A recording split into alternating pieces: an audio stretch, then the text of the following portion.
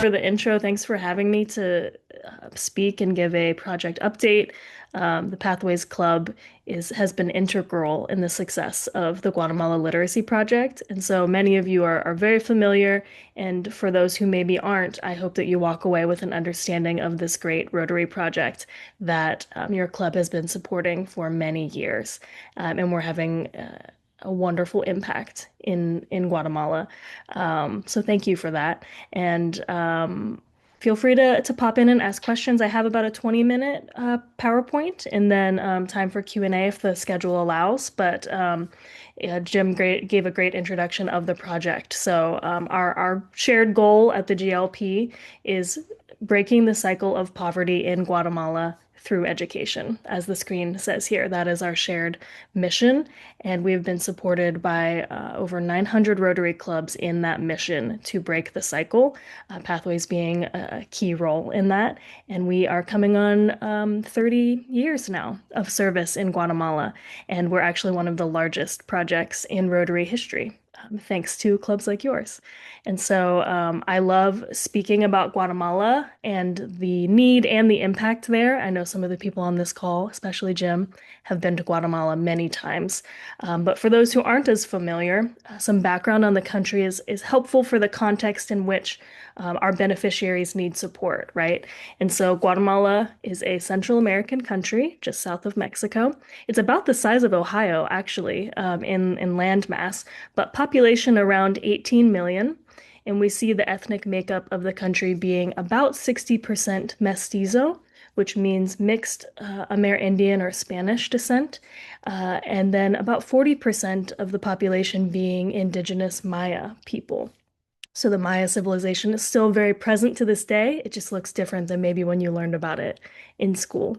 There are also other indigenous groups there, like the Xinca or the Garifuna, who are more African or Caribbean ancestry. And so a very diverse country. We see about 25 different languages spoken there, Spanish only being one of them. So many folks are multilingual. The country itself is stunningly beautiful. There are sweeping landscapes and lush jungles. There are active and dormant volcanoes across the country, which makes the soil very nutrient rich for farming when not in a drought season. And we see the country exporting coffee, chocolate, bananas, even sugar and spices like cardamom. And so very much resource rich, but we see the indigenous population seems to benefit the least from their resourceful country. And we see the indigenous people being stuck in that cycle of poverty. That 40% of the population that is indigenous, about 80% of them are stuck in poverty, and many of them extreme poverty. And so that means that they're surviving on the equivalent of a few US dollars per day. And so here's a photo of two indigenous women working as street vendors, selling their beautiful handmade textiles just to try and make a living. You see a lot of vendor work, a lot of day labor, not easy for indigenous people to get any type of regulated work, especially not in the formal sector. And so we see that 80% of the indigenous population surviving on very, very low wages, directly tied to lack of education. We see that 1/3 of them cannot read or write, so completely illiterate. Many people not even able to write their own name, sometimes signing documents with their own fingerprint. Public education is available, but it is only free up until a certain point. So typically around the 5th grade, when middle school begins, you have to start paying a tuition. And that's just not feasible for many of these families. And we see that nearly 2 out of 3 of them will be pulled out of school or drop out of school in order to support their family, to help with their siblings, and they just simply cannot afford further education. Their parents before them typically only studied until 3rd or 4th grade. And so that illiteracy rate continues to snowball, and the families don't know what their options are. And so we're aiming to give these families options, especially because these conditions of poverty which also include uncertainty and violence from gang and drug activity in some areas of the country, are what are fueling the high rates of migration northward. We see families and even unaccompanied children from Guatemala fleeing to other countries, to Mexico, to the US, to Canada, in search of safety, in search of opportunity in life. No one should have to migrate in order to survive, and I think we can all agree that especially not children. And COED and the GLP, our Rotary arm, we are aiming to give these struggling families options and pathways out of poverty. And so I want to share a story of one student. This is Julia. We did an amazing feature of Julia here, and I wanted to share an excerpt. Genius can be found in all corners of the world, and in this case, in the rural town of Magdalena Milpas Altas in Guatemala. There, a girl with a bright mind and big ambitions lives with her parents, two brothers, and a dog in a small house built by her father. This is Julia, a 12th grade student with a knack for engineering and a drive to harness her skills for good. Like other impoverished students in Guatemala, Julia is no stranger to hardship. Forced to move into an unfinished home with very few resources and little comfort while enduring health problems and a pandemic, graduating high school seemed like an uncertainty, even for someone as studious as Julia. In Guatemala, only 1 in 10 students living in poverty will graduate from high school, simply because of barriers like the cost of education, supplies, uniforms, and more. So, with these financial challenges that Julia's family faces, a RISE scholarship through the GLP was just what she needed to continue working towards her dreams. And our goal is to create a pathway out of poverty for students like Julia. And with 30 years working in underserved communities like Magdalena's, we've been able to identify three clear paths, that lead to success. These three paths out of poverty start with reading. I mentioned the illiteracy rate, right? Starting with reading, technology access, and then graduation from high school. And we see that these three established educational pathways are proven to lead students like Julia out of that cycle of poverty and towards success. And we see that layering them really opens doors for students that were once closed. And so this is where all of our programs fall into, are these three pathways.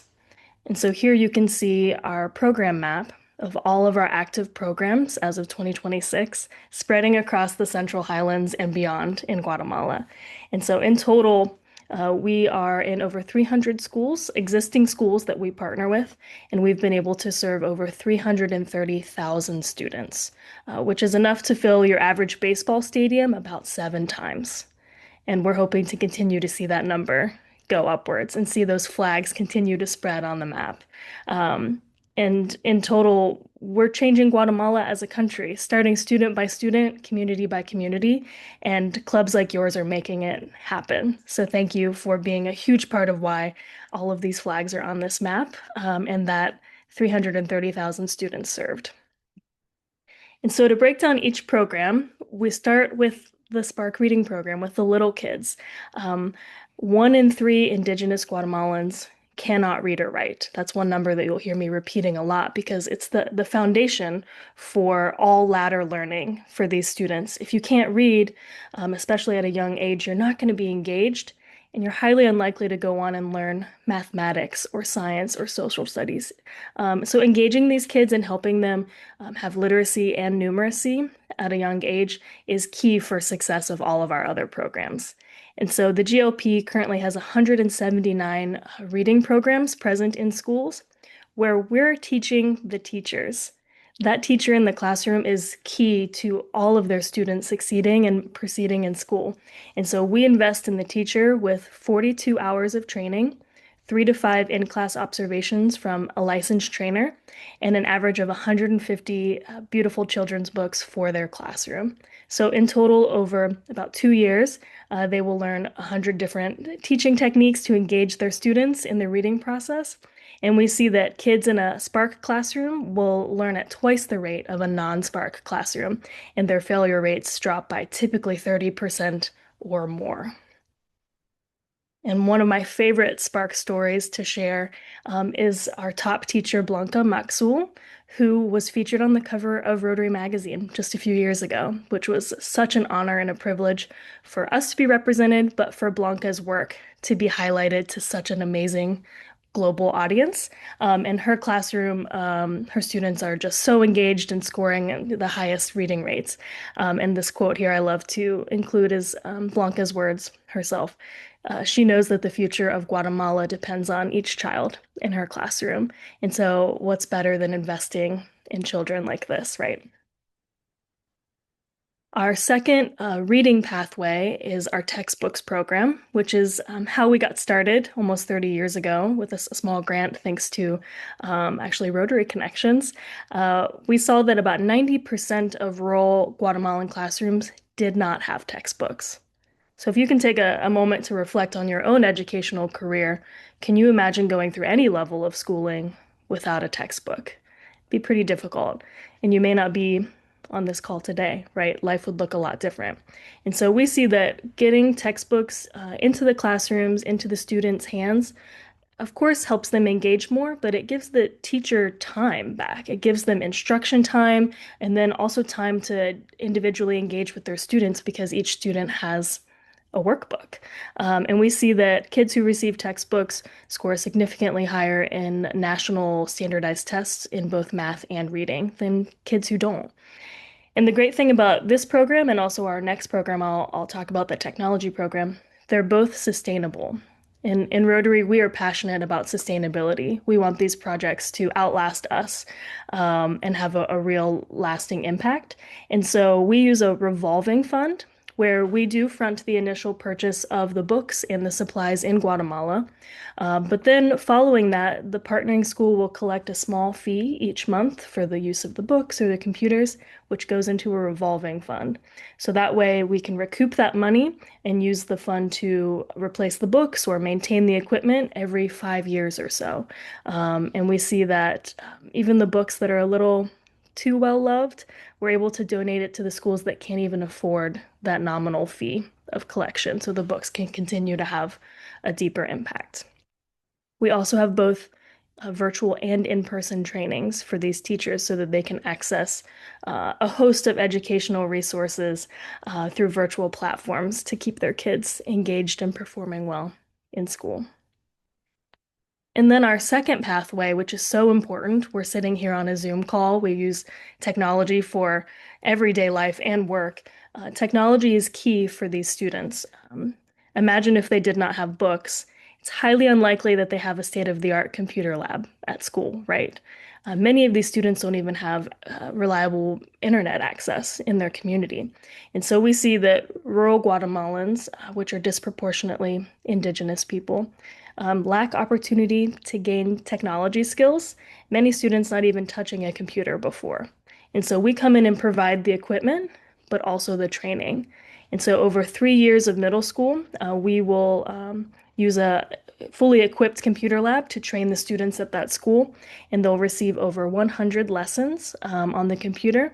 And we see that 95% of these students that complete the computer certification will either continue studying at high school and beyond or find a job with that certificate alone. And it's a huge impact because they're able to then compete in the workforce and navigate the world so much more easily. We also have an amazing team of technology supervisors and staff and volunteers to help maintain the computer labs at partnering schools, make sure that the technology and the hardware is up to date. We even install solar panels at labs that we can so that they don't have to incur additional electricity costs to run the lab. But overall, the technology programs continue to grow and layer with all of our other programs. And then our final program, which is the Rise Youth Development Program that Pathways has been primarily supporting for many years, is where we see the biggest impact. There's a very low graduation rate for these students in rural areas of Guatemala. We see that about 20% of or less of impoverished Guatemalans will graduate from high school. So only about 2 in 10. And so we see that financial support, but also wraparound support is key for these students to value their education and know what pathways lay before them to actually succeed, as opposed to having to continue the generational cycle of poverty that their parents and grandparents before them have been stuck in. And so we see that students, when they receive tuition, tutoring, uniform, help with transportation costs, workshops, field trips, all of that being encompassed in the RISE scholarship, we see that they come to life. They just become kids and teenagers who have dreams and want to succeed and find their place in life, right? And so we're able to support them in that way, but also with mental and emotional health as well, because many of them are dealing with so many difficult things outside of school. And so with the RISE scholarship, which is about $1,200 per year, we see that 20% graduation rate skyrocket to about 80%. So we see about an 8 in 10 graduation rate with the RISE scholarship, which is a huge milestone. Many of them the first to graduate from high school in their family. And those doors that were once shut open for these RISE graduates. And so, if anyone remembers Julia from earlier, to say that Julia has made the most of her RISE scholarship would be an understatement. RISE didn't just provide financial resources, but it provided opportunity for her. She was able to explore her interest in electronics and engineering, including enrolling in an incredible electronics program. And since then, she's not only built and coded a robotic glove, a heart monitor, a volume unit meter, she's also competed in the 2025 Latin American Robotics Championship with a team from Guatemala. And she's been recognized as a distinguished student, receiving a medal for being one of the top students in her class. And so the exciting news is that just at the end of 2025, Julia graduated from high school and from the RISE Youth Development Program as the class of 2025. And so we're so excited to celebrate that, but her aspirations didn't end with graduation. She dreams of using her skills to help others and plans to work towards attending university in that field of study for electronic engineering or even medical engineering. And I love this quote from her. Julia is very inspired to create projects that help society. Next year, she hopes to apply to university and study electronic engineering or medical engineering, as I mentioned. And so, with that high school diploma, graduates like Julia go on to have double the earning power of their parents before them.